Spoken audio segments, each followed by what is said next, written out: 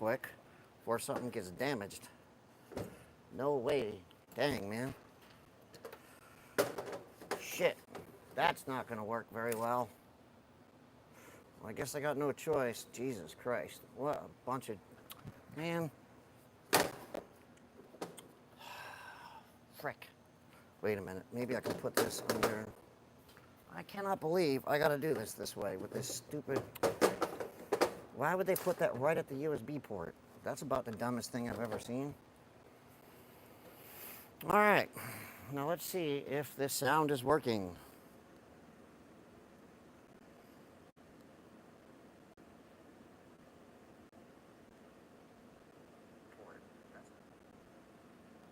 Uh-oh. Got a phone call right away. Sorry. Hello? Hello? Oh, spam. Anyway. So, let me move this microphone up. Oh, hey. Where did that go? Obviously, sound is working. So, I got the new Saramonic microphones. Hopefully, this comes across well. What I do not see is the text. Live chat. Why do I not see the live chat? Wait, no, stop playing. So, let me move this. Well, that microphone actually sounds pretty good where it was. I just don't want to get it snagged. Do me a solid, somebody put a text in there or something, or a message, and let's see if that comes across, because I do not see any sort of text in the box. No, that's a forward link. Do we not have text? All right, cool. It comes across. I don't know how long it's going to stay up, guys. I don't even know if I can reply directly. Yeah, see, it disappears. Can I see the old ones?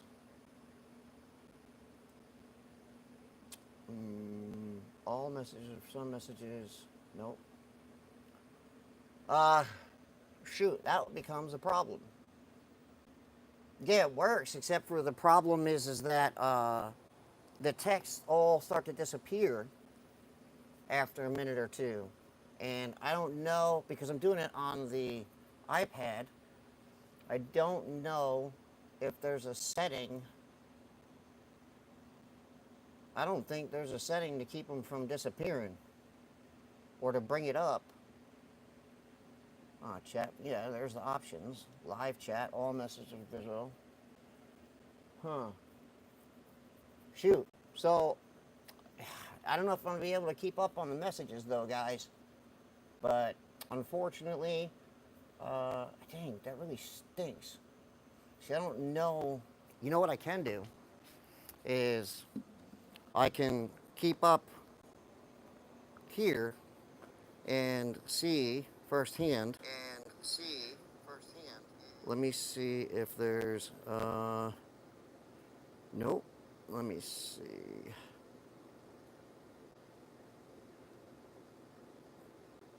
Well, maybe if I, subscribe, sign in. Hopefully that doesn't. Share, save, subscribe. I cannot even add a message here. Well, that's interesting. You guys can write, but I can't. No, that's to share the live. Well, this is an interesting predicament here. I guess if I miss your messages, I'm going to have to apologize in advance. My best suggestion to you is the number is listed in the live below under, if you click more, or to link to in order to contact. So if for some reason I miss your message and it's a question that you have, I suggest you just text the number available. During this live, I will do my best to answer them. And it's like I said, so the best thing to do is just text the 843 number listed in the contact form below under fkt.com.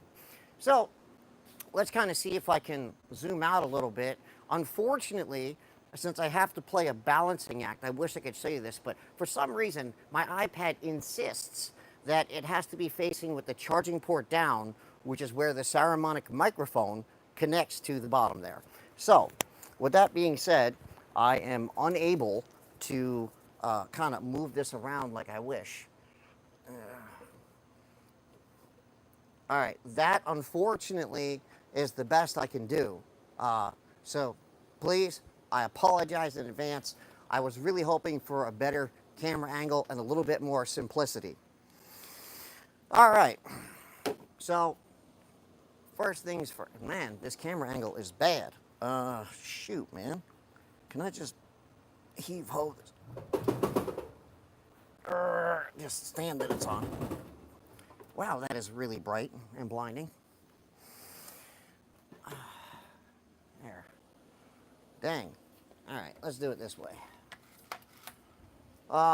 So what is VCT death rattle? When you start the car up, damn, I just sunblinded myself. When you start the vehicle up, it's literally going to sound like the car is coming apart. It is a terrifying sound, and it just sounds hellacious to the ear. It sounds like your engine's completely destroyed. Now, the thing was, this engine did blow up at one point, but one thing we didn't replace was the VCT gears. That's not something that usually gets hurt when that happens. Unfortunately, one of the gears, and you'll know it's VCT death rattle because it will not happen every time you start it up when the car sits. Sometimes you'll sit and it'll start up, and it's like once every 5 or 6 startups, you'll hear like this nasty rattling sound. Sounds almost like a wrist pin wrapping around, or it sounds almost like a knock almost. Like, it really sounds bad. And what it is inside the VCT gear, because the gear can move, the locking pin does not engage. And the locking pin does not engage. And so what happens is when the cam's trying to rotate over the valve springs, it slaps back. And then when you get over, it snaps forward. So it does this inside the gear. Bang, bang, bang, bang, bang. But it happens so fast, it sounds like a rod knock because it's literally in sync with the timing of when the bottom end is rotating, because that is also the timing of when the valves open and shut. So every time it goes boom, boom, boom, boom. If you've ever rotated a camshaft without the timing chain attached and it wants to pop into the next position, you'll understand what I mean by that slapping sound. And since it's metal on metal inside initially, and you don't have any oil pressure yet, it is unbelievably loud. See, VCT gears don't hold oil pressure. They don't hold oil in them the entire time.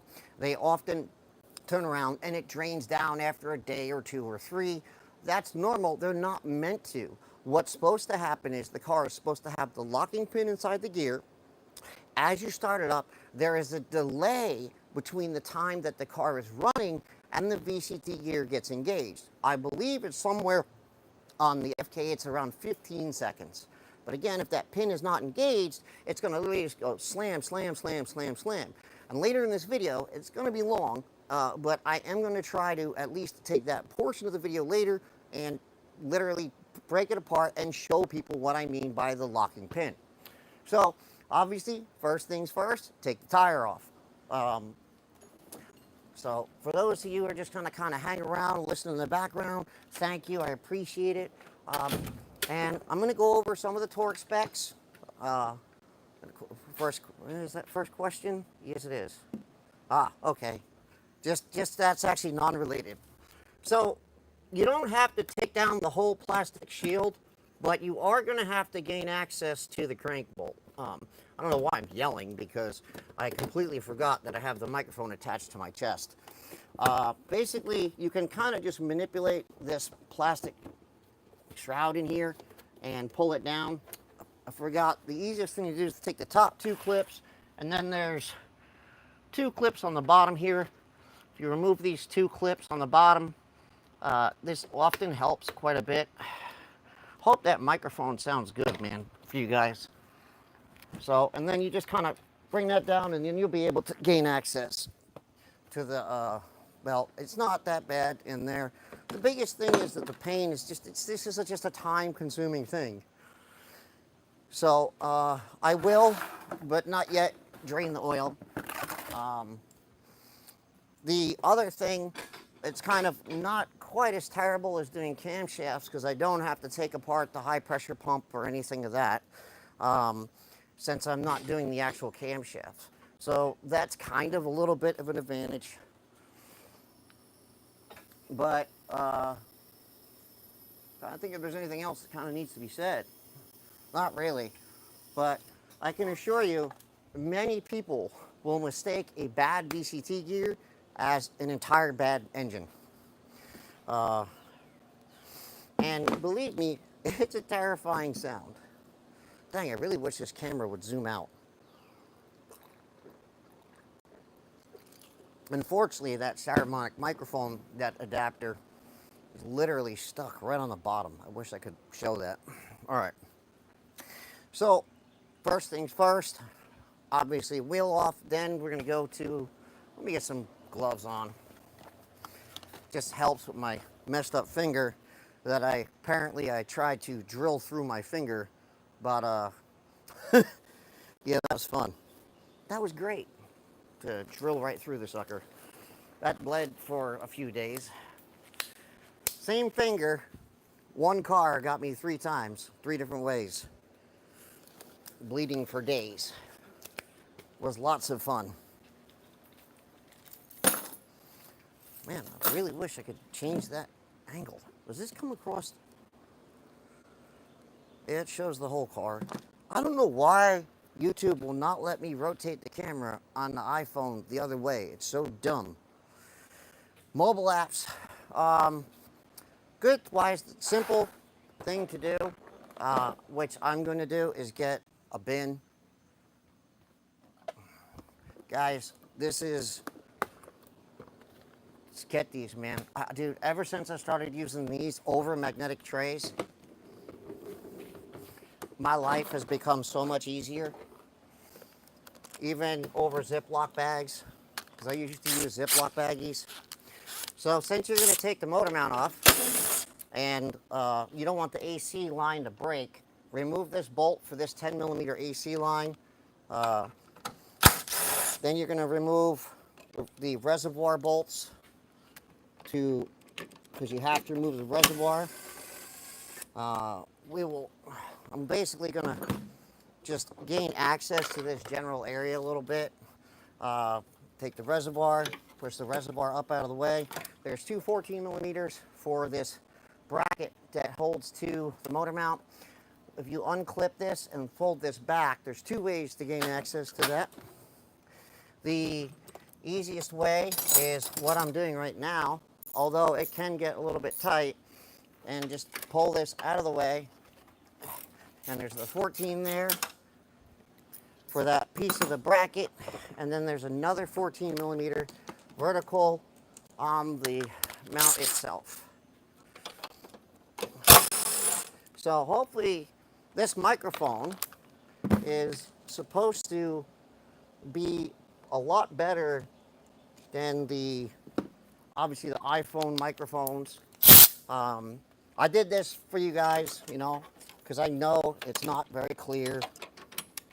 One of the things easier to do is hold the bracket while pulling the bolt out. Neat little pro trick. Hold it like so. Then this way you don't have to worry about dropping the bolt. And now I can just, you know, and I'll do this later on, gain access and just keep the reservoir, you know, keep the lid closed. You don't have to drain the coolant. In this case, because he has Jay's Racing cover, need an Allen key. Again, please just text the 843 number and the link to the website. If you have any questions, you know, cost, I will give specs later on tightening. Man, I really wish this camera would, nope, it does not let me back out. I'm trying to pinch it and well, that stinks.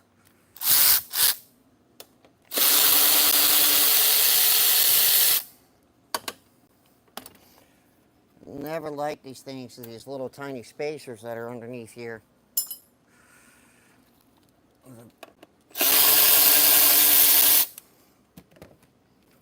Yeah, I think I'm gonna have to wash his car when I'm all done.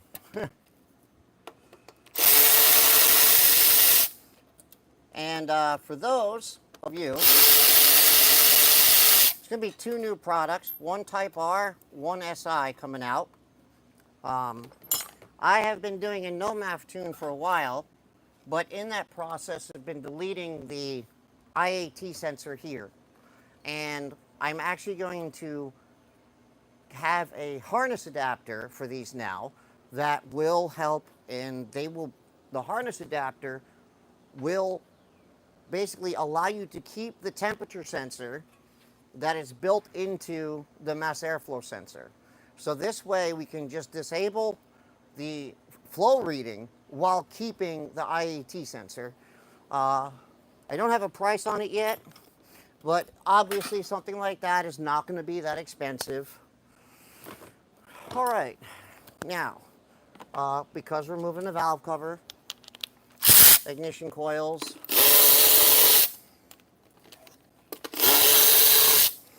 and I love this Milwaukee.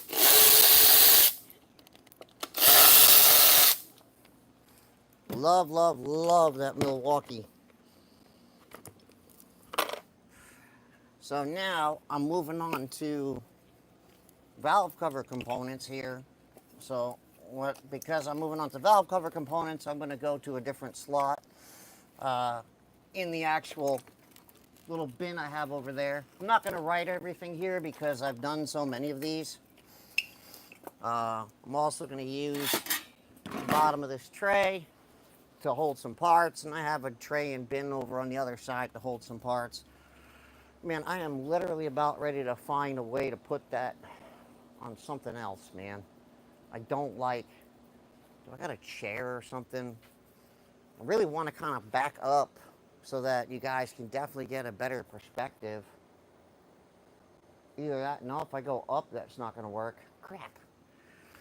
Man, that's the last time I used something on the mobile. All right.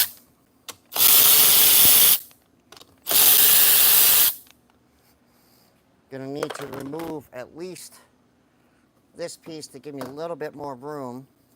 For now, I'm gonna put this back over here. The next thing here, now, if I had all the inlet off and everything else, so I'm gonna have to give myself a little more room by taking off the bracket here for the wiring harness. If you have a Garrett turbo kit, this is going to be a non-issue. I'm also going to unplug the VCT gear, or VCT solenoid, if I can get to the damn thing. I will at some point.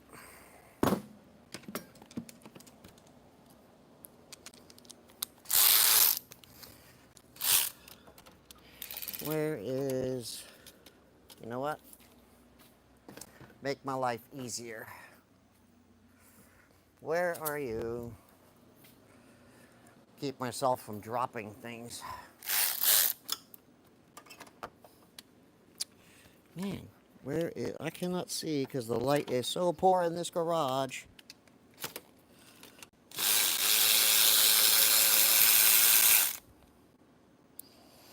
Come on, baby.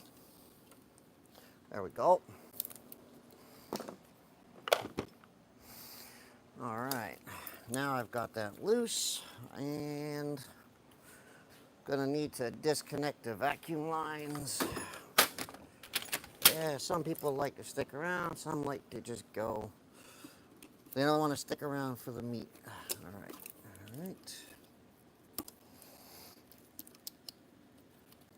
Come on, baby. All right. Now, depending on whether or not I can get some room, I may or may not take these tubes off completely. Oh. So one thing I'm going to do also, the ground to the engine mount and the VCT solenoid, this tension's on the harness here. So I'm going to remove that and unplug the intake solenoid too, so that I have less tension on the harness. I don't want to damage the harness at all. Actually, that bolt goes in with valve cover bolts, technically, because that's what I'm trying to get to removing. All right. Also, the evap solenoid, that gives you a little more room. disconnect from the front here. Should have enough room now to get to the 10 millimeter on the actual pipes. So this way you can take the pipes for basically, this is the bypass solenoid in the back, and you just see if I can't do this way and squeeze this. Oh yeah, before I do that, hold on. There's a vacuum line that often goes to a catch can, goes to the valve cover. That's kind of in the way at the moment. Depends, you might not have this if you are on a cord. I don't know what the differences are on that on the Accord. You should be able to, I've done this before. How did I sneak this through here? I've snuck this through here. I didn't want to go forward, I wanted to go backwards.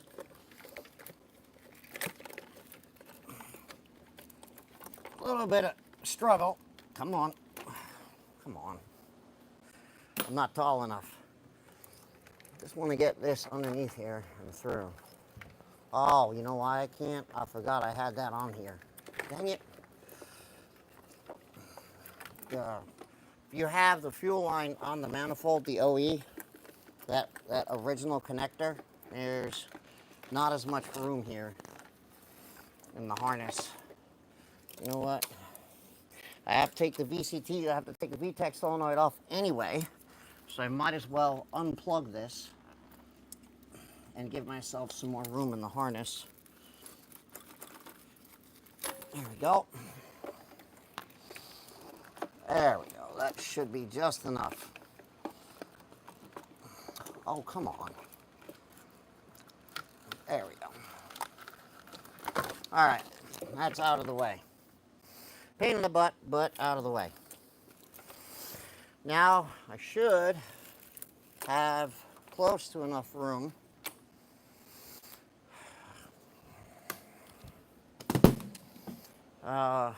intake air box, only because of I have to take the coupler off. 10, 8, 7. Oh, that one's an 8.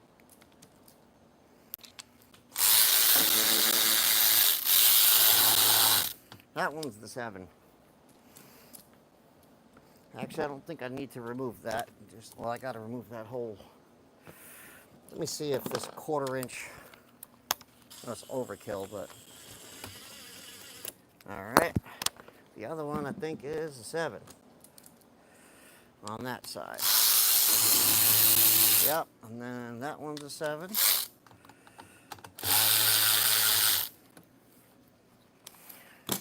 And airbox. Hey, oh, I forgot. This thing does not like to hold.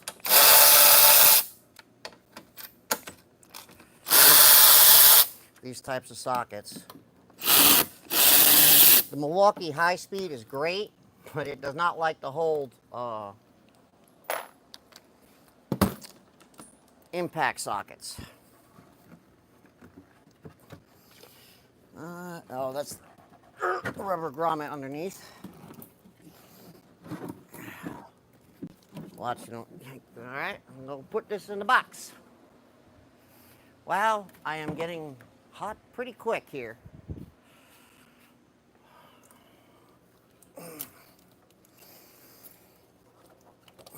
Okay. All right. Never liked the fact that OE, fortunately, that's been undone.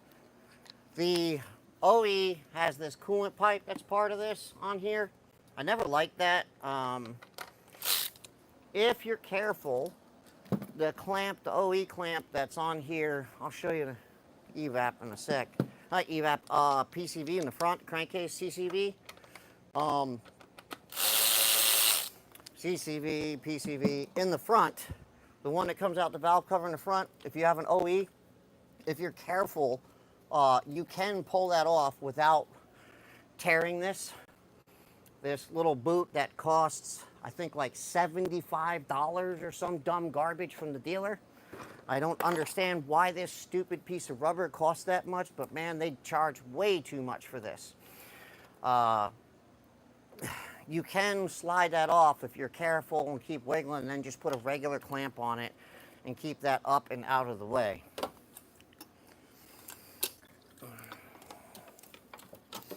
Now, let's see if I can get to,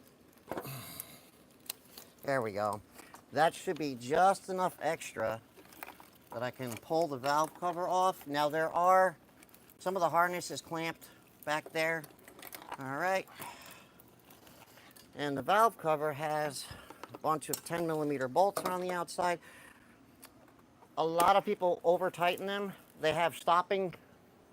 I'll show you in a second. Let me just do this way.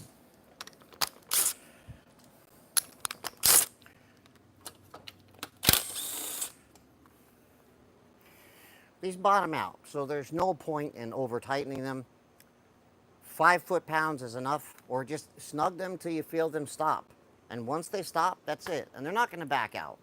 There's not enough. There is a rubber seal, and it's a plastic valve cover between the two. So it's not going to have. You're not going to have an issue.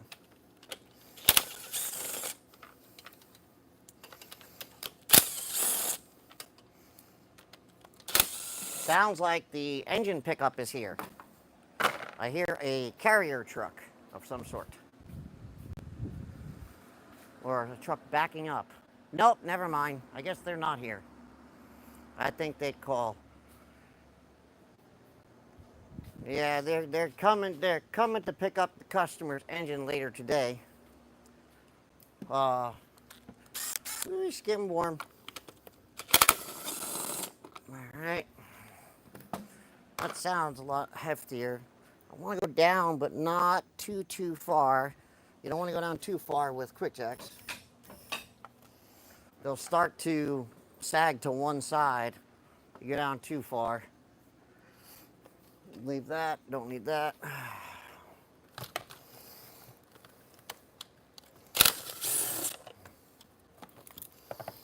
Let me see. And then there's a total of 10. I just go by feel back here.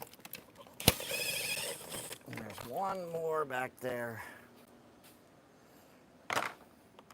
One more. Where are you at? One more. Okay. And then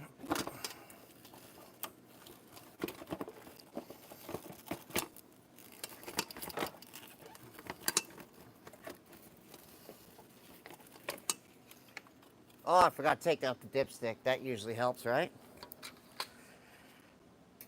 So the engine has so little runtime, I can even see a little bit of assembly grease still in there. And I've already done the first oil change. So again, nice thing will be is that do not need to, what was I going to say? Dang, I don't know, I forgot. One of those DTD moments. Alrighty, let me do this so that she don't make a mess of the valve cover. Just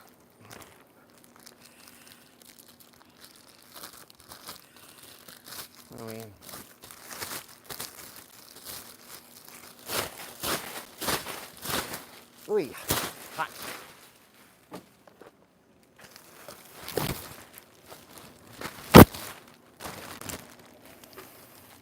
All right, in the bin you go, big part. All right, now, do want to do something else here.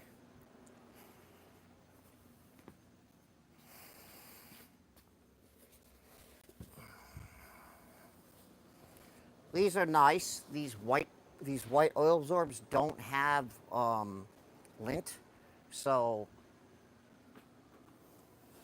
for now, because I want to put this over here and I don't want to just have it flopping around,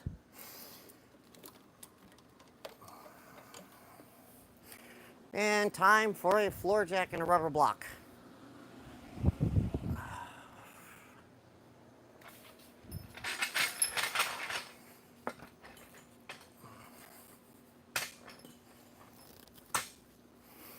I use a rubber block from the Quick Jacks. Obviously, we don't want to punch a hole in the oil pan.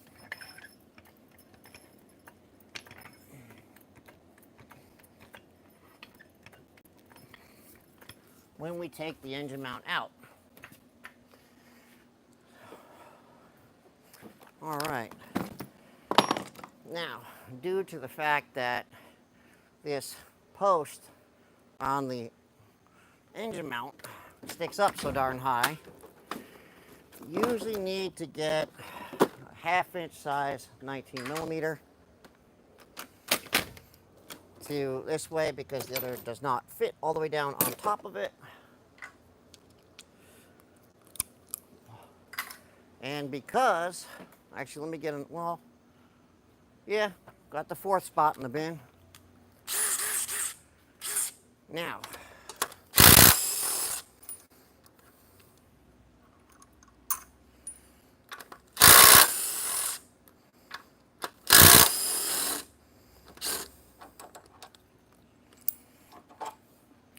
all right,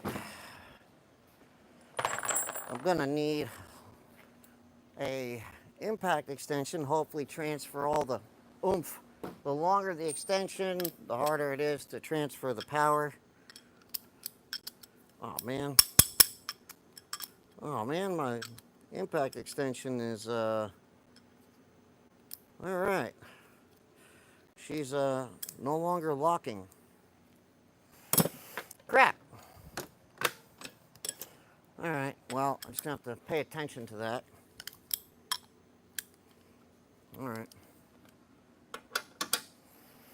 let's see, how beastly will it be? Beastly enough. Beastly enough. And loud enough. Sorry about the extreme. Yeah, not that beastly. Word of advice to you younger gentlemen, get tools that make your life easier. Don't get a ratchet this big and try to break that loose. Get a big boy and stop beating yourself up. I promise you, 46 years old now, my birthday was a couple weeks ago. I'm feeling it.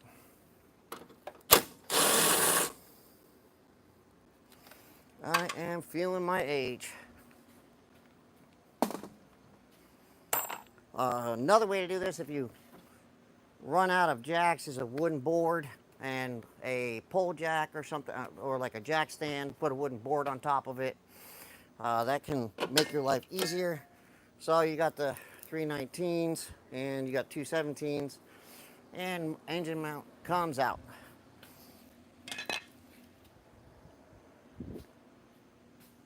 Another thing you can do to make your life easier is just take your parts as you take them out and then just put them in a row and make sure that you don't lose track of the direction that you're working. That could definitely make your life easier. So now I'm going to go up, and you got to be careful how far you go up when you have the turbo on the front. There's not as much room when the turbo's on the front. It's going to hit the frame rail here. If you have a G30, there's even less room, which really makes your life a lot tougher here. Unless you're lucky and you have an Accord or an FL5 or a DE5, then you have a lot more room. Oh, look at that, flying parts. So, I am an advocator for impact swivels. So I'm going to use the impact swivel to get to the motor mount bracket. There's 4 14s.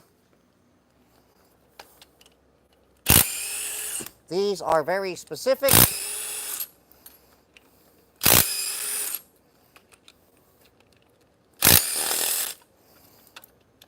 Okay.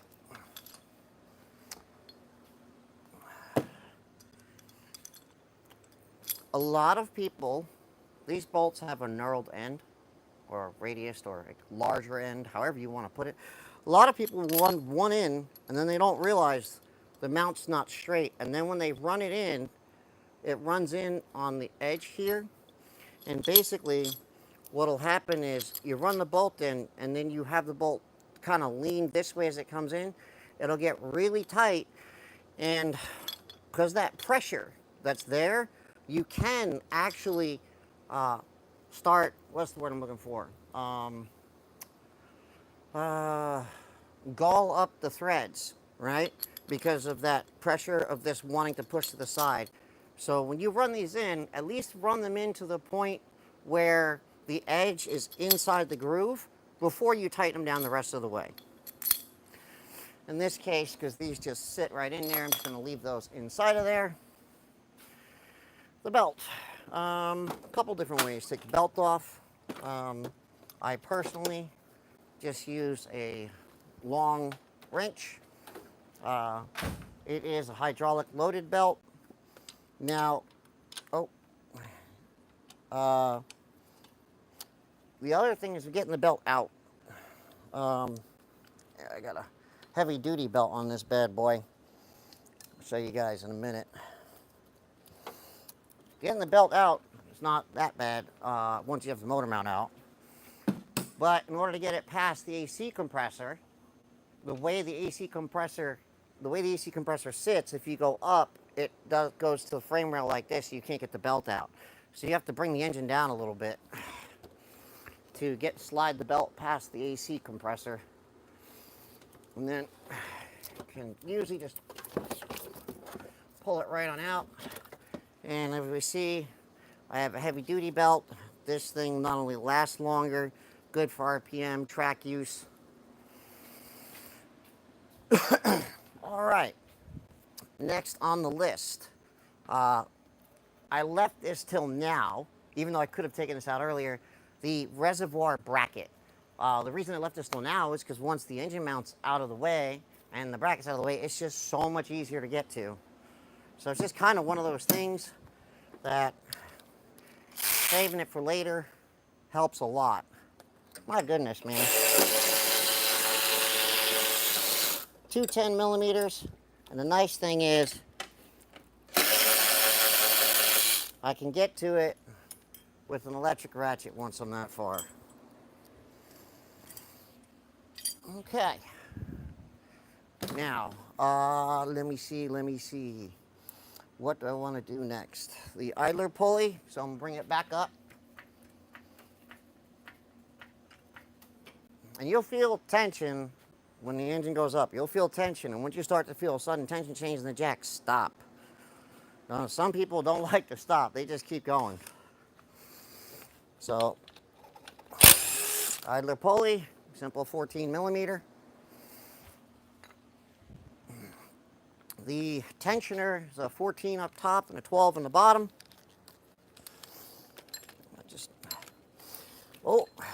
She's a squeeze.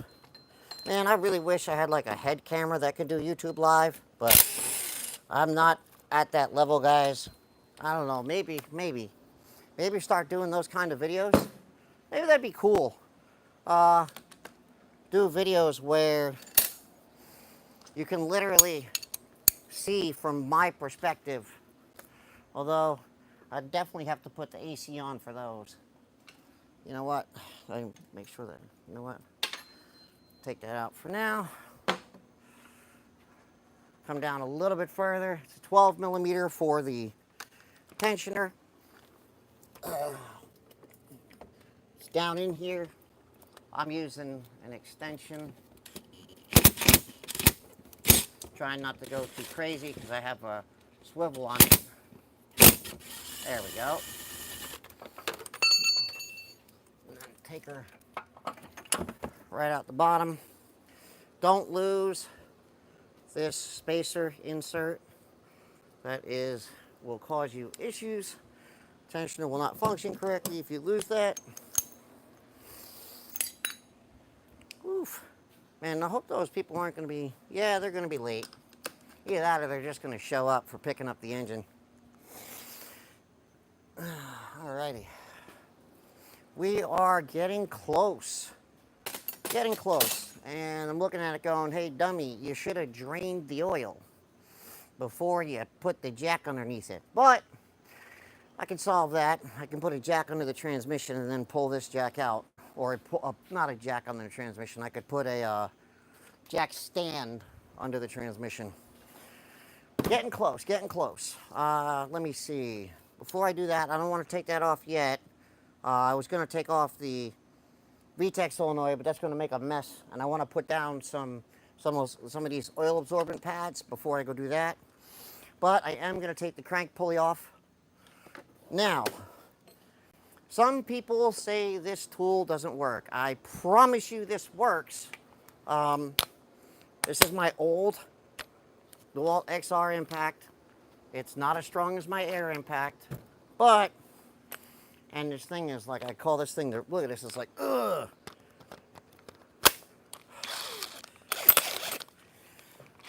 Now, come here, you.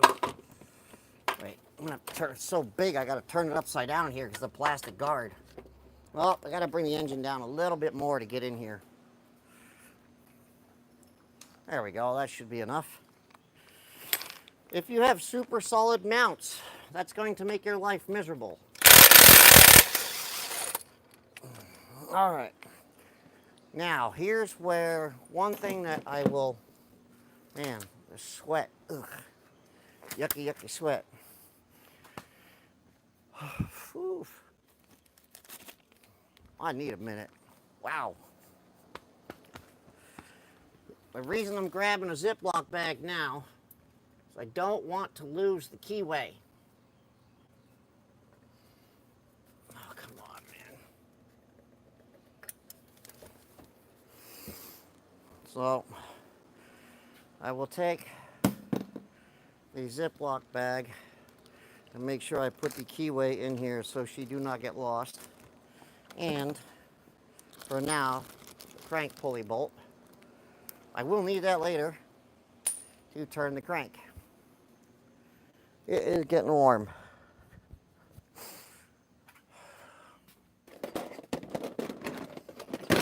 Collecting another bin. Oh. These bins, I forget what they call these, just Craftsman divider tray from Amazon. That's all they are, nothing special. Just nice little, and the other cool thing is they attach to each other. All right. Hot tamale. All right. All right, so let me see here. Let me get a jack stand. Go up. This way I can drain the oil.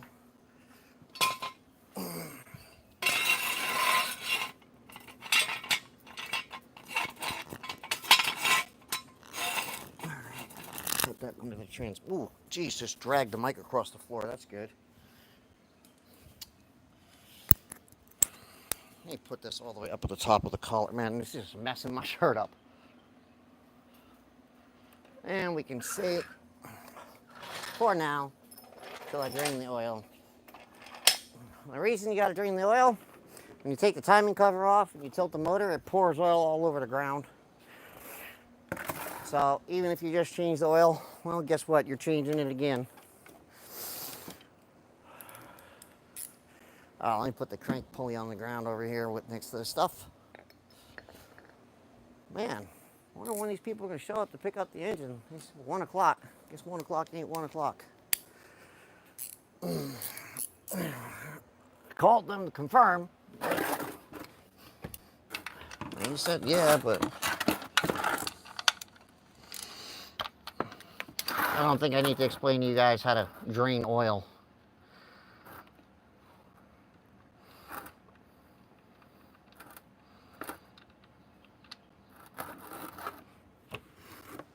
This car is a bit unique, and the reason I say unique is it's not high power. This car It's going to be class legal pump gas, but it's got a horsepower limitation, which I need to be really careful that I adhere to. And it's going to take hours of tunes and making sure that when the air gets hotter, like when I shut the hood, it doesn't add back too much boost or something like that. I need to be extremely careful because the class, I think it's only a few hundred RPM in between a certain, you're allowed to be over the amount. So even if I make a tune where I'm at that level and I carry that power for a long period of time, that might not be in the best interest. Now, torque is not limited, so I could definitely throw a lot of torque at it, but I definitely cannot throw too much horsepower, which is interesting because if you look at the rally leagues, the WRC rally league stuff, that stuff, you definitely end up with those guys, like they use a restrictor, I believe, or sometimes if they're horsepower limited, they'll just have gobs of torque. Let's say it's 400 horsepower limit, but they'll have like 500 and something foot-pounds of torque, which that would be useless here, but it also comes into being responsiveness too, you know, because like, well, all that torque and stuff is useless without good responsiveness. All right, now, I need to, so when I go to put gloves back on after this, your hands get very, like, I don't know, because you have your hand in gloves, it's hard to put the gloves back on. Well, I just thought of something. Maybe it'll work, maybe it won't. Let me just put the drain plug back in here. This thing.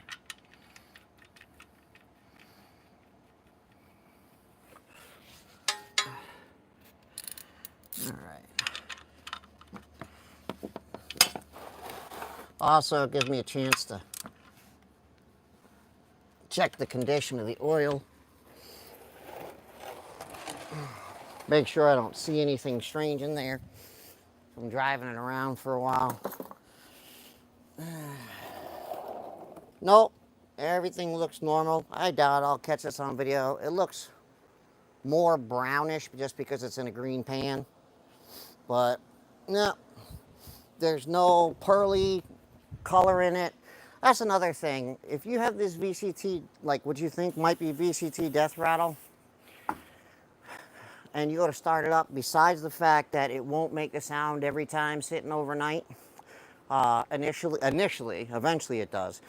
The other thing is you'll pull the oil down and you won't see any sort of like pearly or material or anything like that. Even on a fresh build, you'll see some, but like I see like nothing in there, which means this engine's very clean, which it is. And that'll be another sign that it's probably VCT gear, because if it's something to do with the pistons or the wrist pins or something like that, you're going to get material down in the pan. So if you got like a wrist pin loose and it's slapping around, that's going to be all the time. And I'm telling you, it goes away as soon as it builds oil pressure, which makes it terrifying to make you think it's like a rod knock or something. Now again, the customer ordered a short block, not through me specifically, so I first heard that, I'm like, oh, you got to be kidding me. I said, please tell me it's not that. And then I started up the next day and it wasn't there. And then started up every day for the next 4 days and didn't hear it. And then I was like, okay. And then I waited 3 days and didn't hear it. Like, because the car's been here waiting for some other body components.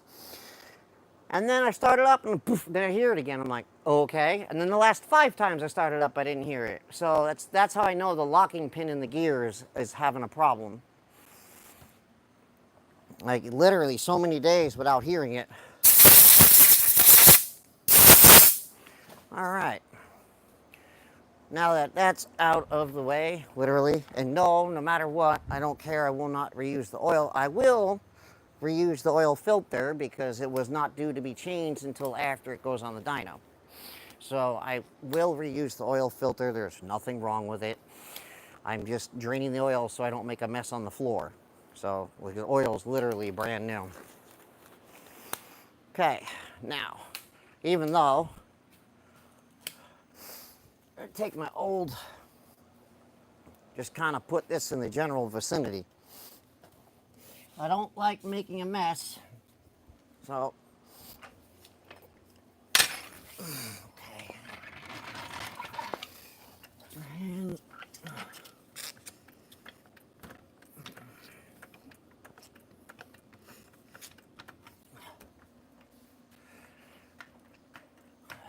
back up and back out with the floor jack. I mean, with the jack stand.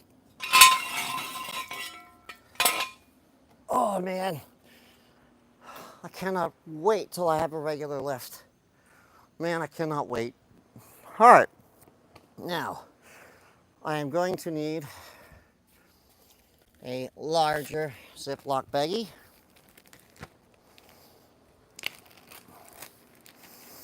And you know what? Before I whack myself in my junk, I'm going to take the other half of this off of the floor jack.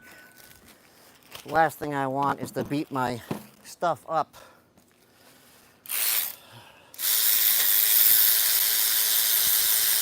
Taking off it's the VTEC solenoid / oil pressure sensor / I forget what the heck the other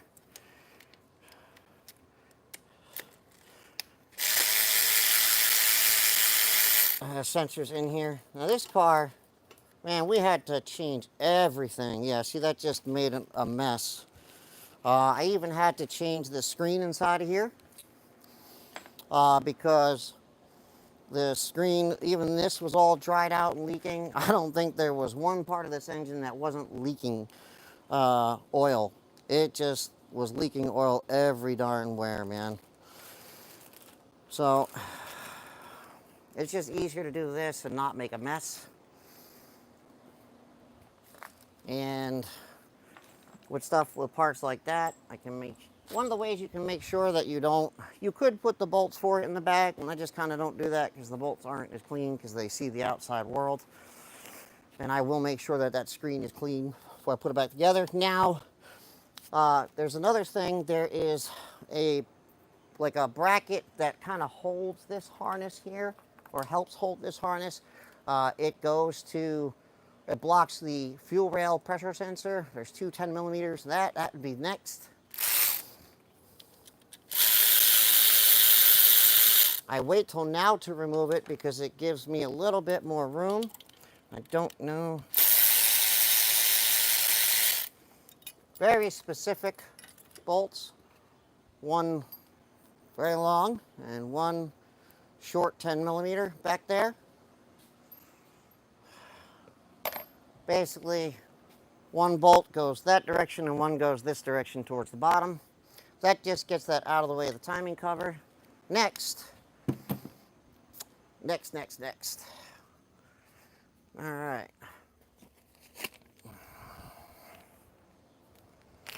VTEC solenoid, or sorry, not VTEC solenoid, VCT solenoid. VCT solenoid, 13, 12, 11, 10. It's a 10 millimeter. This also has a specific bolt.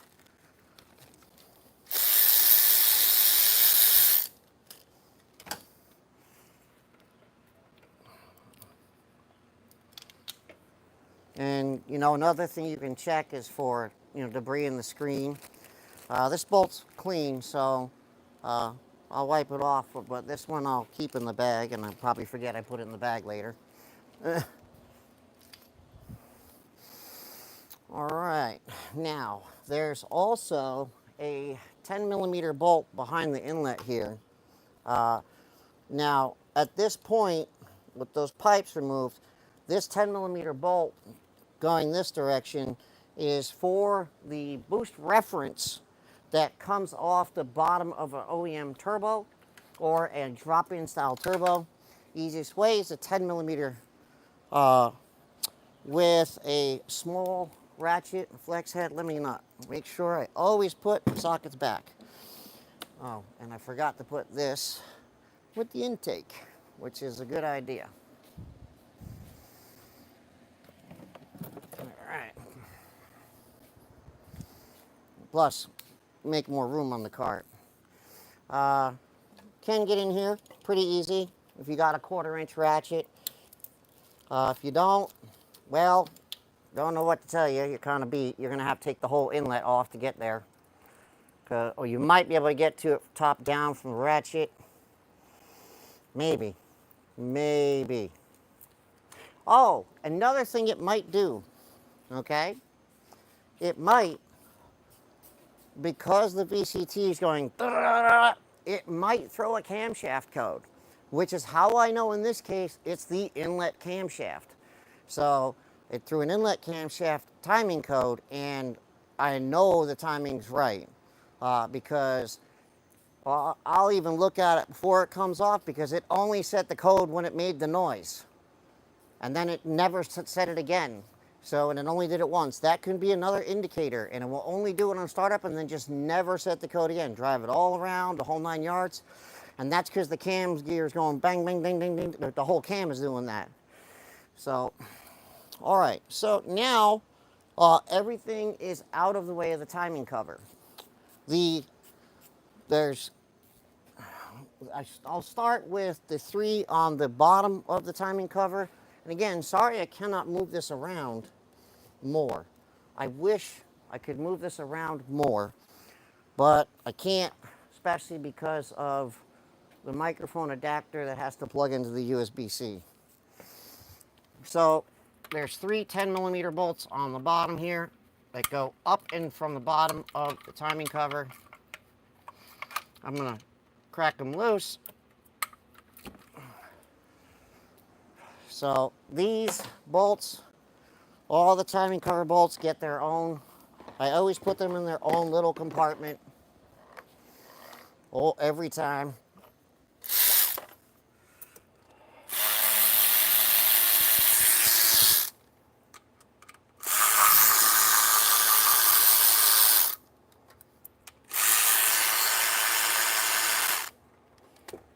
Okay.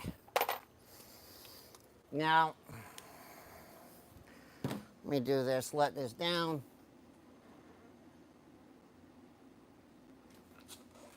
Don't want to go down too far. I'm trying not to stretch that.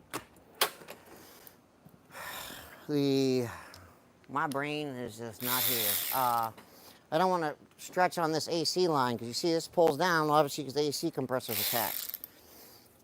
Now,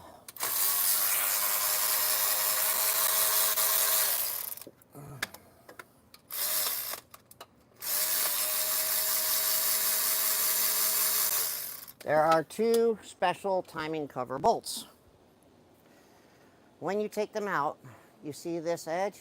This is to align them. When you put the timing cover back in, generally from the factory, they are, I forget if it's 2 up from the bottom or the 1 up from the bottom slot, but as long as you put them in the timing cover, in any of the holes facing forward, this will align your timing cover. You have to use these. You cannot not use these. Otherwise, your timing cover will leak.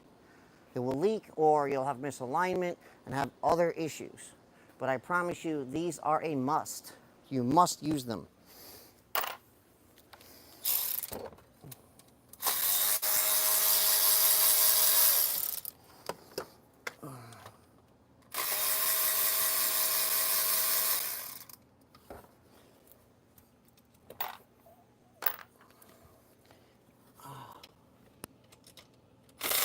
Oh, that's not a good angle. Hold on. Dang it. Come here, you. So the bottom, well, the three going up into from the oil pan, and the bottom, I want to say 6 timing cover bolts can be gotten when the engine is downward, and then from there, the rest can be gotten by jacking the engine back up.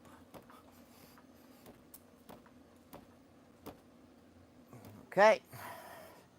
Now, there are, some of them are 12mm.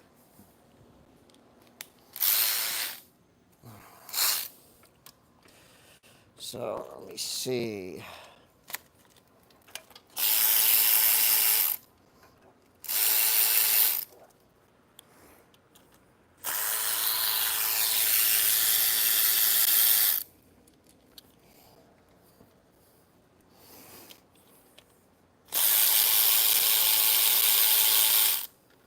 And they are all the same length except for the 12 millimeter. There's also a 10 millimeter in the middle of the timing cover here, right here underneath the, right between the cam gears, directly underneath the intake timing gear, just a little tiny bit forward. That's basically right next where the intake cam timing solenoid is, or was. It's not the bolt for the cam timing solenoid. Now, let me see, I thought there was one more, nope. That's going to be in my way. So, I don't normally like doing that, but that pipe to the vacuum line here, rather than take it off, I'm just going to kind of bend it a little bit out of the way so that I'm not touching it. Should be all right.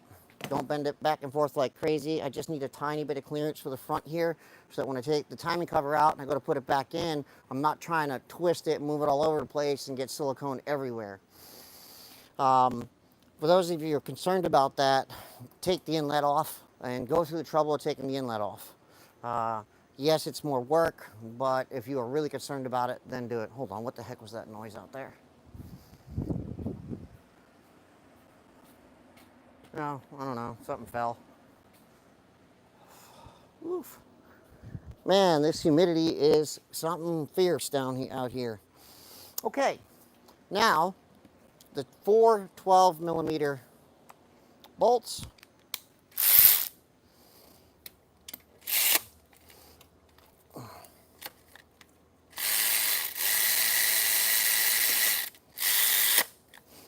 I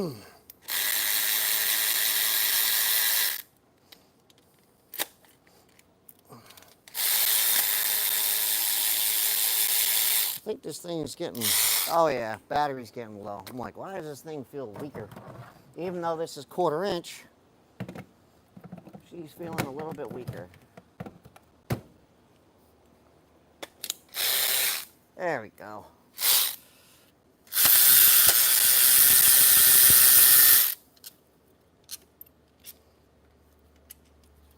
All right. Now, there is a lip that sticks out right back here on the timing cover. And you see how that popped out? And that's not always going to be that easy. That's only that easy because I did not put this together all that long ago to find out the VCT gear noise. All right. Let me make sure. Now, this is going to stay other than putting the crank bolt back in. Okay.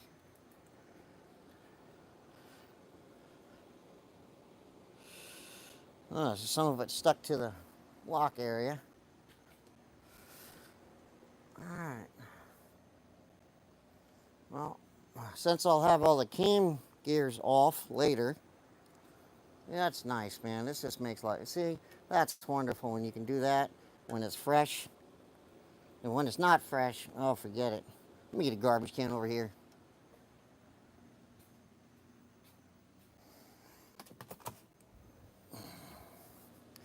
And we've got the timing cover off. We've got your,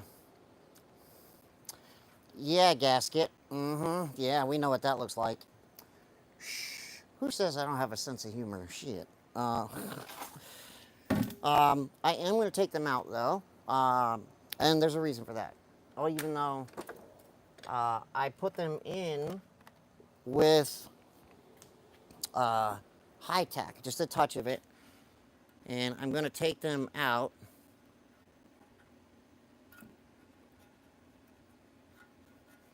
Just take and get underneath, and we can see that little bit of red. Now, normally, and yes, the Honda does use it too, something similar. If you take these out, you'll see a little bit of a brown area behind them. The only reason that I am taking them out is because I'm about to put this into mineral spirits and standardized rubber seals like to kind of swell in mineral spirits, and that'll make it very difficult to put it back on. In the meantime,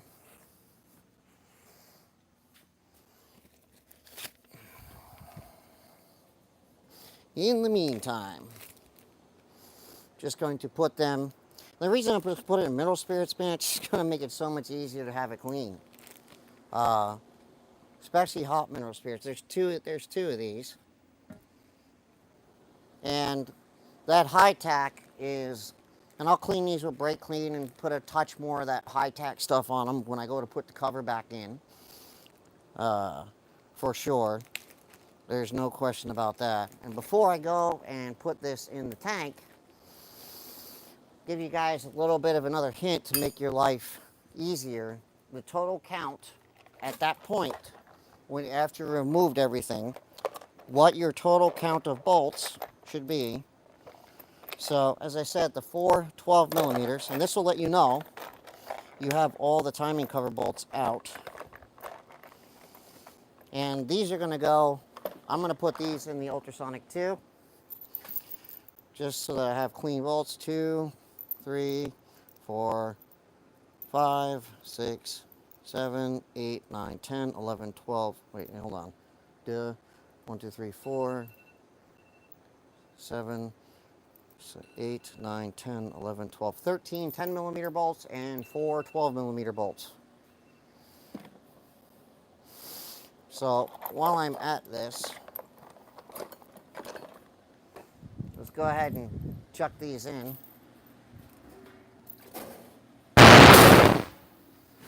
Sorry if the buzzing of that gets crazy. And before I put this in there, I need a carbide scraper. So these are nice, these carbide scrapers. I like them better than, I really kind of don't need to do too much with this because it's coming out so clean, but it works really good to push the silicone, the Honda Bond off. You can either hold them this way and scrape, and you know, you don't have to get it absolutely perfect, okay? So we can see here, yeah, there's a tiny bit left. The biggest thing is to clean it to where it's dry with like acetone, but like where you've got the majority of it, like a lot of people who grind into this and like make it so that there's nothing there, they often grind into the point where the timing cover is no longer flat.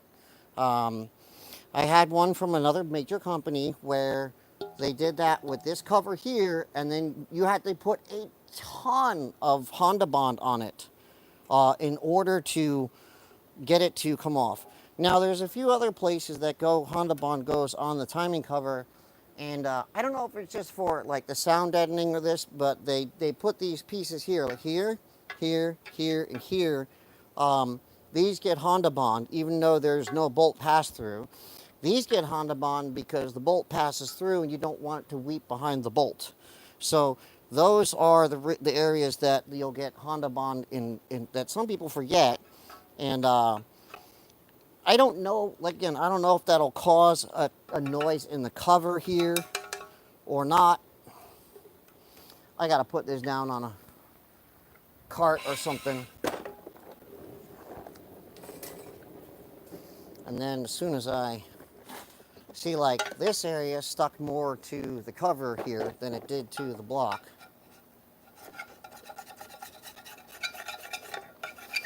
And this, honestly, I really do like the carbide scraper better.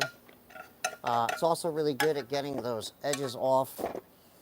And I'm telling you, an ultrasonic tank, man, it just, God, it makes life so much better.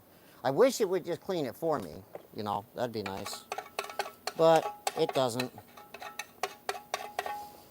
So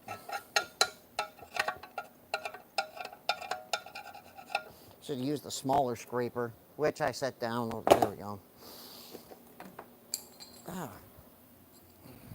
I do never like getting into the heavier engine stuff, but you gotta do what you gotta do.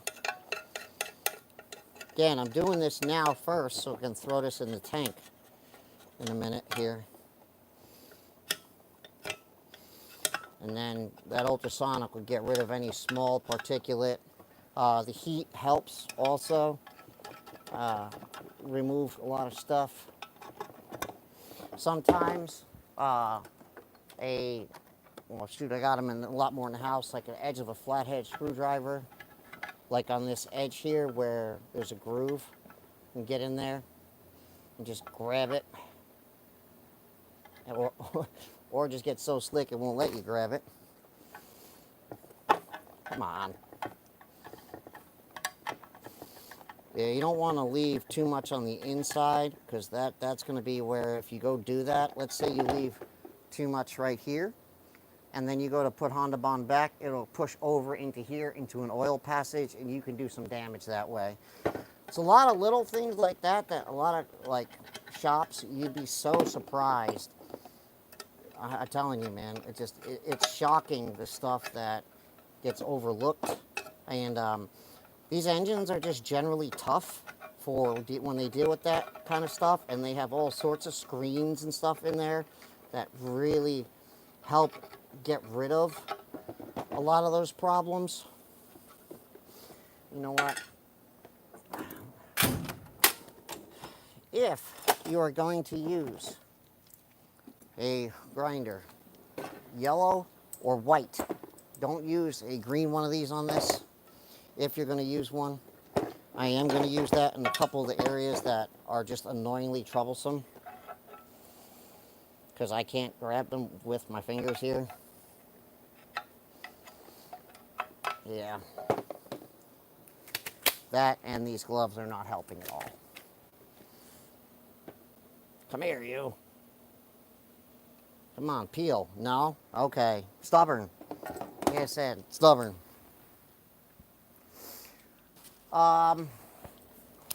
If you have a really powerful pressure washer, you can do it. Just watch you don't knock. There's a little tension ring inside here, inside of this actual crank seal. If you power wash it, watch you don't hit that. If you hit that, you can knock that little spring out of there, and then your crank seal's no good, and it'll leak all over the place.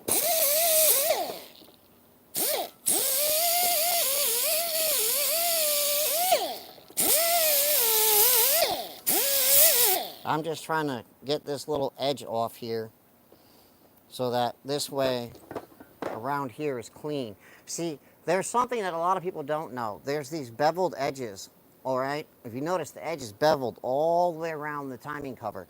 That is specifically designed so that when the actual Honda Bond or any sort of silicone pushes in, if it was a razor sharp edge, it would cut it and it would fall into the pan. So that's why it's important that all these edges are beveled. Otherwise, it would literally, and that's literally the problem that Subaru has. So all the issues with the BRZ failures are partially due to the design and the shape of the engines, and the fact they use silicone when they mate the two bottom halves of the block, the two halves of the engine together. And those are always they're not a beveled edge.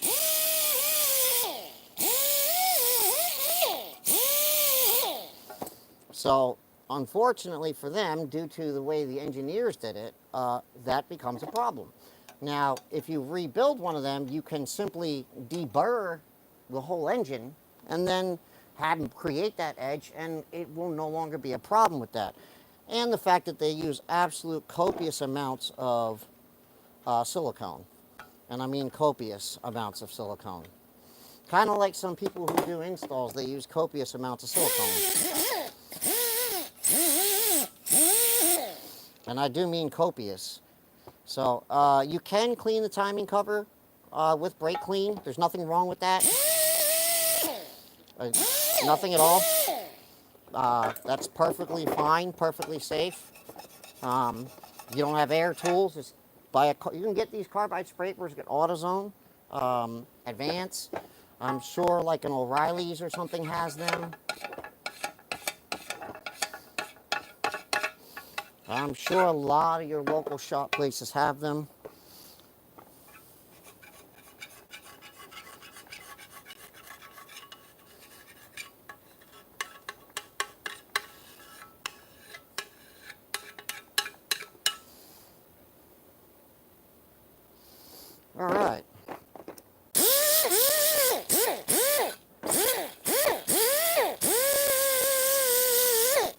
if you use a razor blade, you are better off to take the, let me show you guys a technique for razor blades.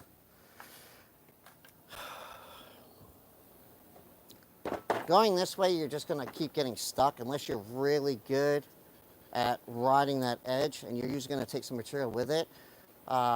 Maybe it's good for removing the large portions, but tilt the razor blade almost flat and then then you'll take the majority of it off anyway. That's another trick you can do. So when I go underneath there and I'm about to clean the actual lower portion of the pan, I'm going to do that with a razor blade, and I'm going to take it and I'm going to pull it away from the oil pan, so I'm getting as little as possible in the oil pan. And I'm also not going to clean the edge of the block until I take all the timing components off of it, so that this way I can grab the vacuum and I'm literally going to try to suck up stuff as I'm actually cleaning it off, because I want as little to get into the oil pan as possible. Here, just for reference, where the valve cover goes, that little snippet that you put. Now you do always, when you're doing the valve cover back on, put a little bit there because you have a seam. Anywhere you have a seam, put a little dot of silicone, even if there's a rubber gasket. Don't do like some other people, engine builders, do, and just glob every single one with silicone. I can't stand that, dude. Drives me nuts. Sometimes when these holes are filled up and they're pretty bad, filled with silicone, you can just, again, take the razor blade and just do a quick little twisty twist, right? And then you get a good portion of it off, and you can get the hole now clear, or quite a bit. You got to be careful that you don't stab yourself like I just did, like a dumbass. Again, I like stabbing myself lately, apparently. Or you can take a screwdriver and just spin the screwdriver in the hole, as long as you got the right size. So that's another way to do it. Take a flathead, taper the flathead, clean that up. So, do I got a smaller one in here, maybe? Will that work for here? That doesn't work as good sometimes, but it helps. And again, you don't need to go nuts with it, but it's just nice so that this way when you're putting it back in, you're not running the Honda Bond into the threads of the block. You can, depending if you smash enough of it in there and you're using enough Honda Bond, you can do some interesting damage to the thread holes that way. You absolutely can. Let's see.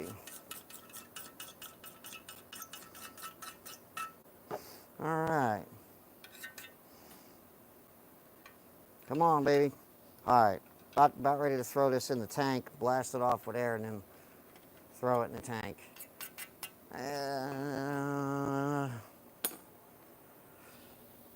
Yep. What did I do with the blowgun I had before? There we go. And if you're using the blowgun, again, watch that spring in the bottom. Don't put the blowgun right there and blast that spring out.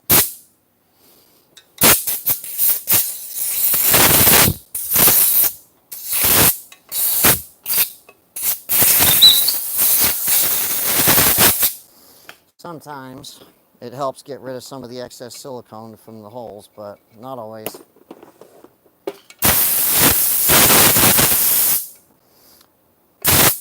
Wish there was an easier way, like a machine that would just do it for you. But, all right, into the ultrasonic tank we go. Because my tank is not large enough.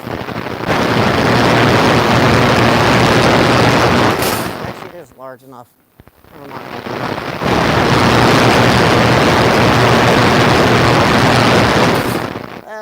Spilled some.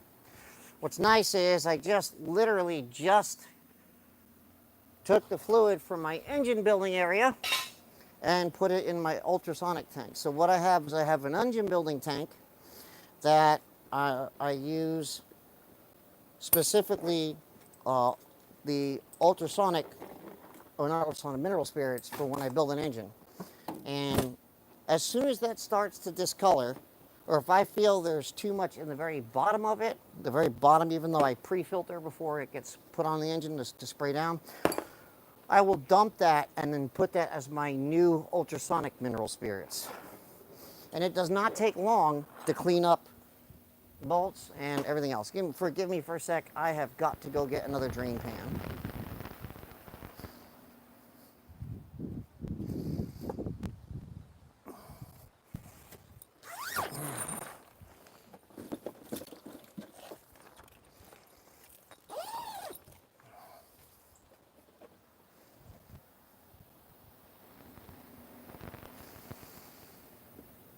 All right. So, man, like I said, I guess next time I'll have to maybe try to use the mobile phone. So now I got this to try to save a few bucks on brake cleaning, because my goodness, man. And here's another thing. I don't charge customers like shop fees like that. All the shop fees and materials are built into the job. Like, I'm not going to go $4 this, $3 that, $2 this, $3 that. I don't do that. And I know a lot of shops do. My prices are a little bit higher than a lot of other shops. But how many other shops take a timing cover and put in an ultrasonic tank, clean it? As far as I know, zero.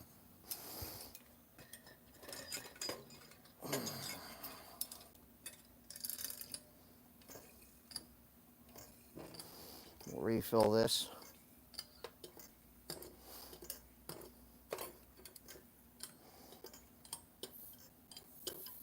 All right. Another nice thing is, by buying brake clean in 5 gallons at a time, I get to buy the better stuff. I get some nice Zep stuff instead of some other cheapo stuff.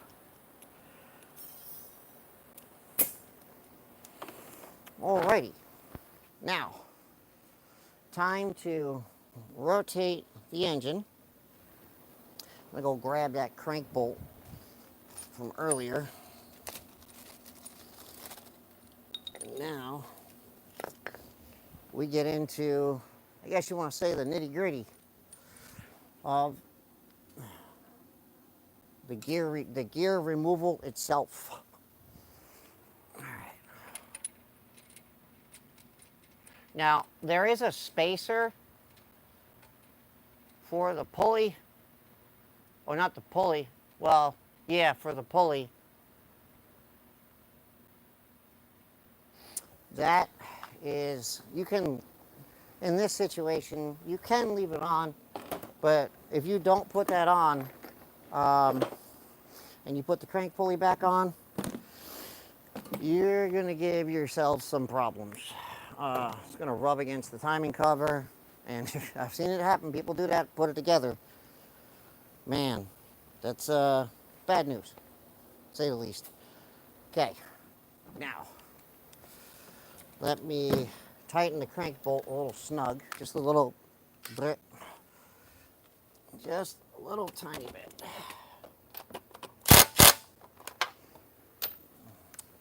Now,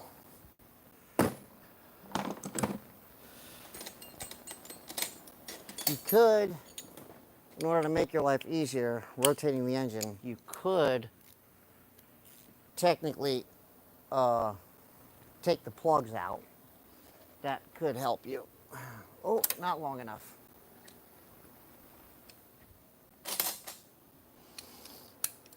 Alrighty. Doing this so I can see what I'm doing.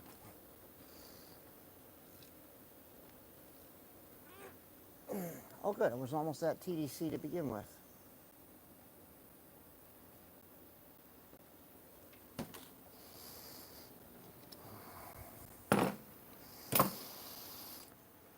I'm not going to put the pin, well, I should, well, I can. Where are they? Ironically enough, I had a Honda version of these, and believe it or not, the Amazon pin version fits better.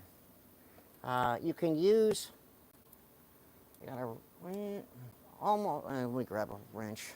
You can use like a drill bit, something like that. I forget what size. Well, that's not that big. 26, I believe. Yes. There we go. Just a little touch to get the pin in place.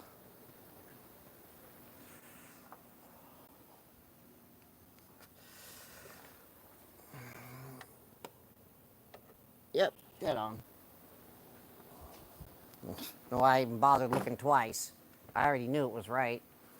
And then I'm gonna have to bring the engine down. Now, where is it? Honda says this is the pin tensioner tool. Honestly, this is really, I mean, it's a fucking thumbtack, guys. You're paying for a thumb, go get a damn thumbtack. All right. It's 210 millimeters. Now, you've got to be careful taking this tensioner out. When you take the tensioner out, actually, speaking of something, before I go take the tensioner out, that should be enough time to clean the timing cover. So I am going to take that out of there because I have it in the ultrasonic tank being heated to 80 degrees Celsius. Temperature and time to clean this up. So let me take this out.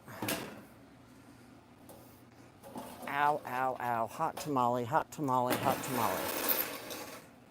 And thanks to the wonders of ultrasonic, look at that. I mean, come on. How could you ask for any better than that? I mean, you'll never get a timing cover to look like that cleaned up from brake clean if there's any dirt on it. Come on now. That's like amazing.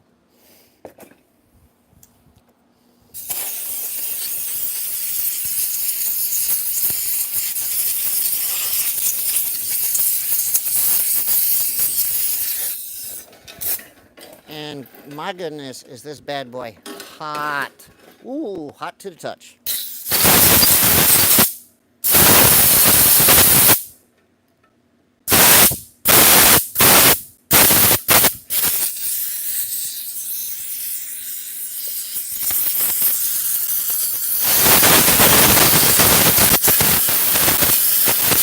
And just, I'm just gonna just spray this thing down. Oof, hot, hot, hot, hot, hot, hot, hot, hot. Now, yeah, hot, wow. Hot tamale. So I'm just gonna just spray it down with some brake clean now, just to, although I really kind of don't need to. Mineral Spirits is pretty good about not leaving a residue, but just because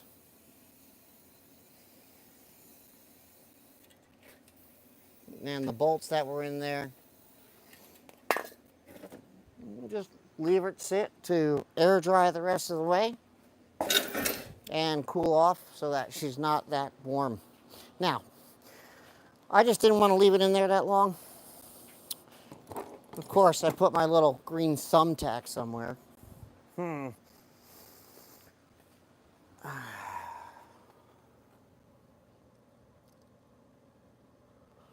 So you don't lose that, hold your thumb against it.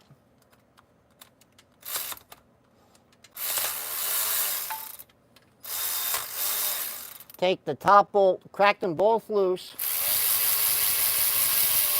Take the top bolt out while holding your thumb against the pin. Then tilt the tensioner off to the side a little. This way, it'll want to push the pin up and keep tension on it. Then take the bottom bolt the rest of the way out, and I'll show you what this would look like in a second so that you have tension on this. Otherwise, this sucker can go boop, and shoot out. You don't want that. So what you're going to do is when they're in there, you're going to take these and loosen them both. And when you loosen them both, then it'll be able to move. Keeping your finger tension on this one, take this one out and let it tilt off to the side so that the spring inside of here wants to leave tension on here. Then you can back this out and pull this out of position. And let me get another Ziploc bag. Making a mess over here.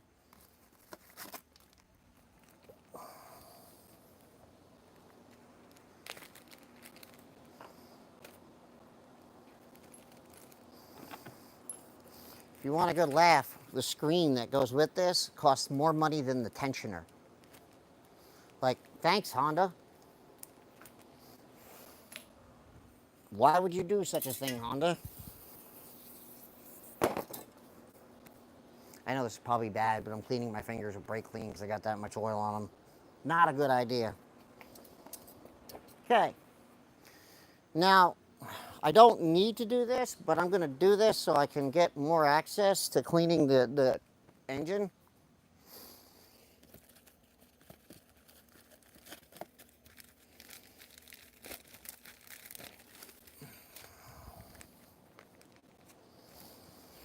Gonna bring the engine back up. And I'm gonna take the, I do have to take the top two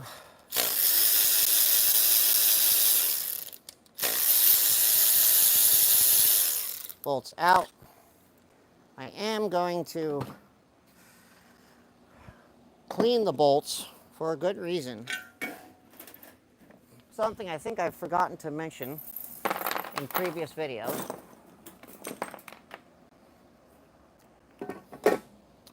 I don't need to clean, well, I do need to. When you're installing cam cap bolts, technically, the torque spec is dry, technically.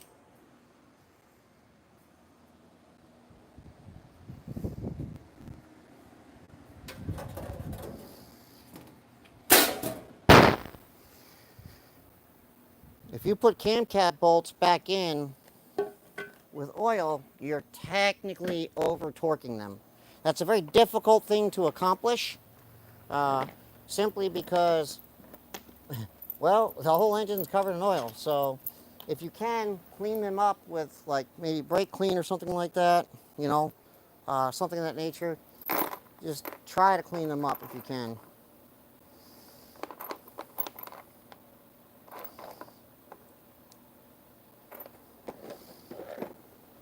Doesn't always work like you want, but, you know.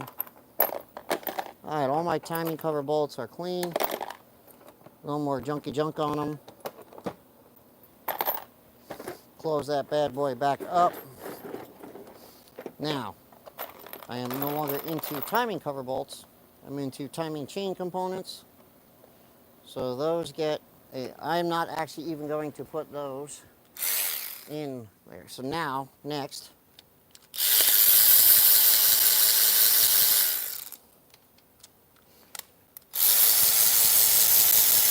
is timing guide. This is 310 millimeters. On this side.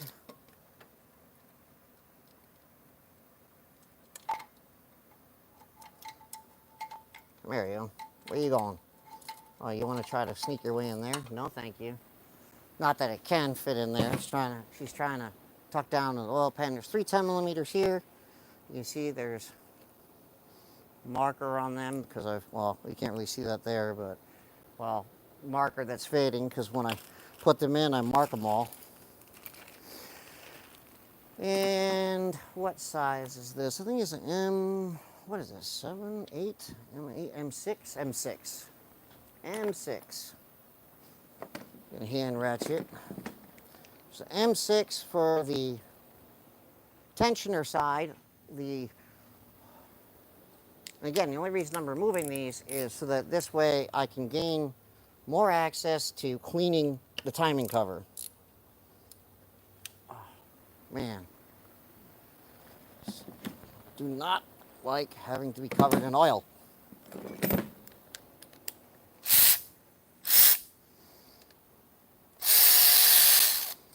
This is an M6. Don't go crazy tightening this. On the other side of it, it's only an M8, which is like 18 foot-pounds is all it kind of needs. Tops, 16, 18. Rule of thumb, M6, which is your standard 10 millimeter head bolt, is 5 to 8 foot-pounds. And rule of thumb for an M8 is around 12 to 16. So now I have these out of the way, and you know what? While I'm here, I might as well make my life even easier, or at least cleaner, and take the chain off. There you go. And keep that out of the way.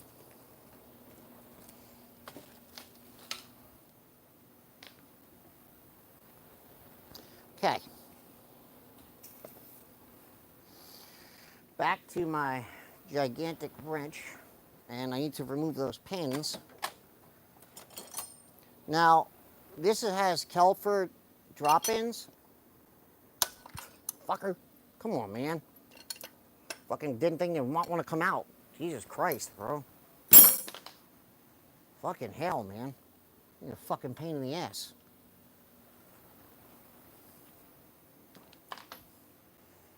All right. Now, where is, what am I looking for? Oh yeah, 17.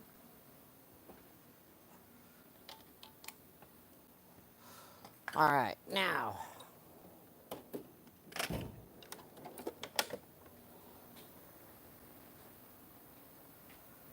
oh.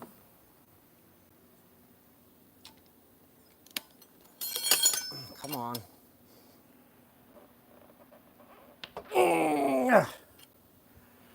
Oof. Now, is this one, I forget, yep, they're both same size. Now, because they're Kelford drop-ins,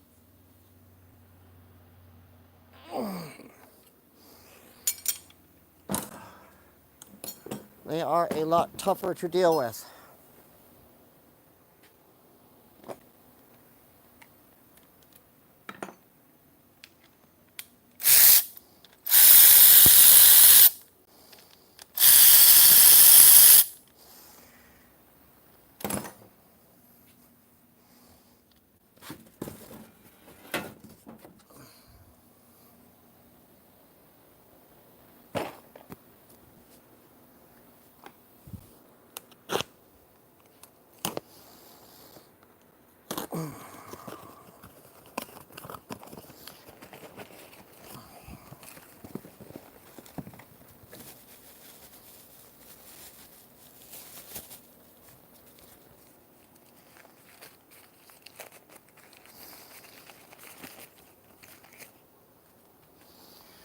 There is, at this point, nothing special to do, okay?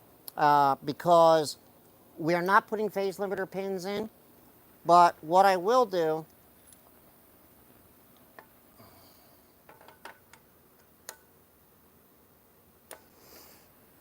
is, these do get tightened with oil.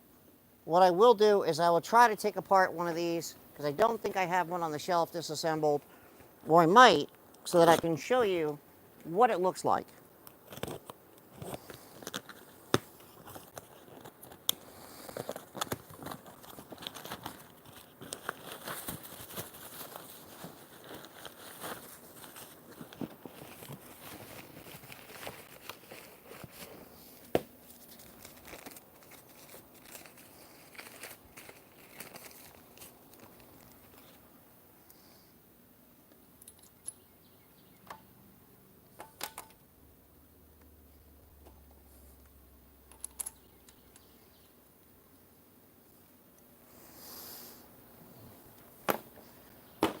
All right, I think I have one buried away here? Do I? Pretty sure I do. If not, no, I have them in the back.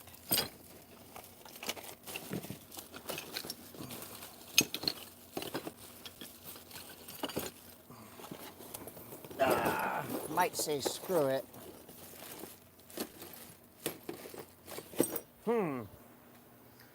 Let me think.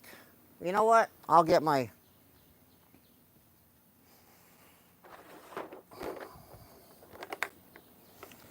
Torx Plus out. Take that one apart. And really, it's going to be so messy because it's going to be so filled with oil. Maybe I just put it over the cardboard. Because they love to just pour and pour and pour. And put it in a vise, maybe. Just hold it, because it doesn't really matter. Because she's messed up anyway.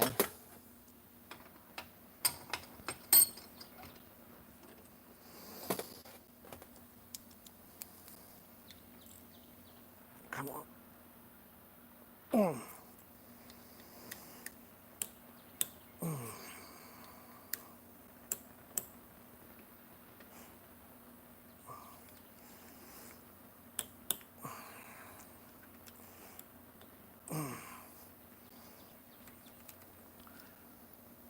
See here.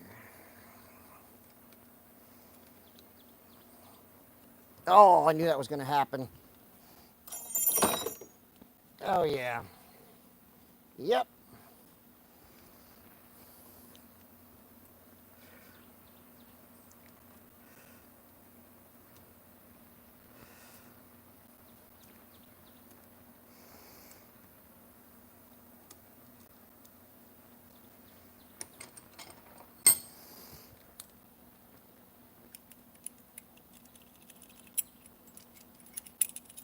Come here. Okay. Need a little magnet.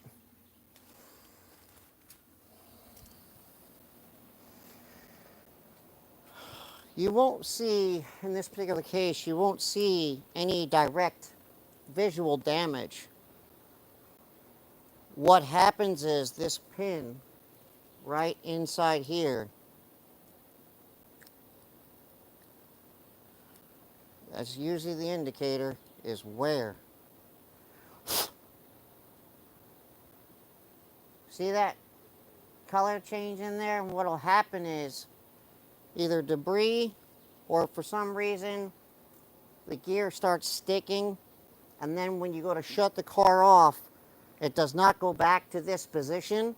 And when it does not go back to that position, since the actual camshaft is attached to this portion, it's not attached to the back or front. The back or front just floats, and the camshaft floats inside of here, and this is attached to the chain. But when your VCT, fuck, making a mess.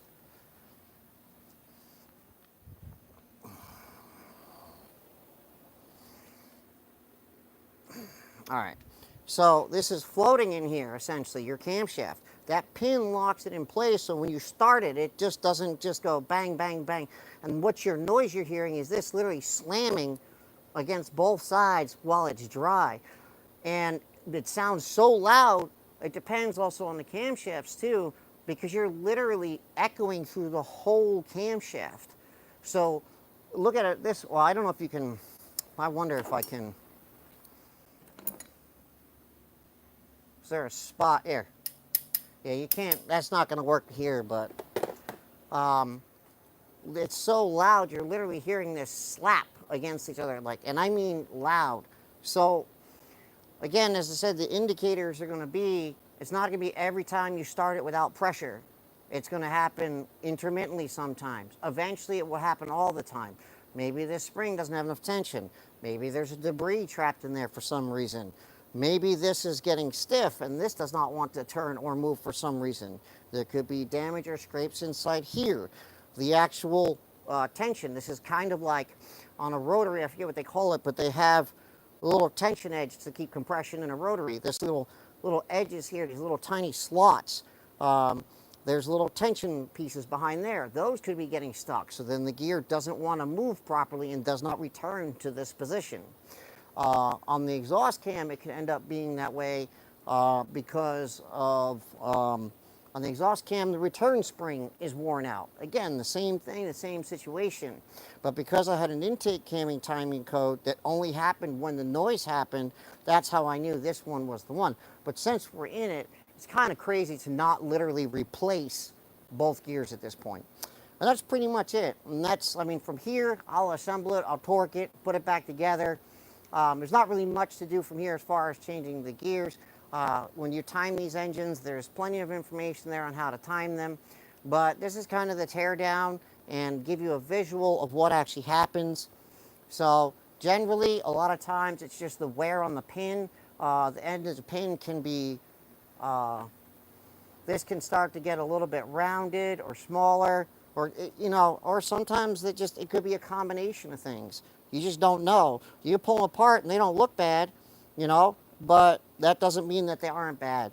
So again, also I was able enough to actually catch it where I heard the sound from the actual timing in the back and the cover, because I actually had a friend of mine start it. And that's pretty much it. You see, it pretty much held oil, but sometimes when they don't hold oil, it can do it, but that's usually not the case. So anyway, that's pretty much it, man. Not much left here at this point, just to kind of clean myself up so I can put this back together, and you know, not really much to be said at that point.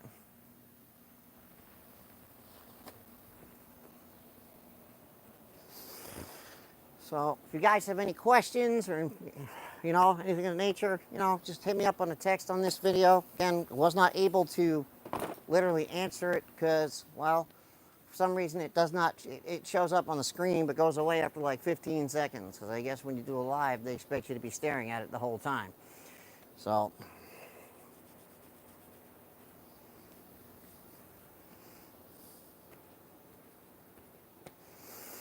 all right, ladies and germs, what do I hit? Well, have a good one, and I'll see you. Well, actually, well, yeah, the torque spec on this, 85 foot-pounds. If you're putting phase limiter pins in, make sure, if you're putting phase limiter pins in, put some oil in the gears. That's highly recommended just because you were in there. So, all right, take it easy, everybody.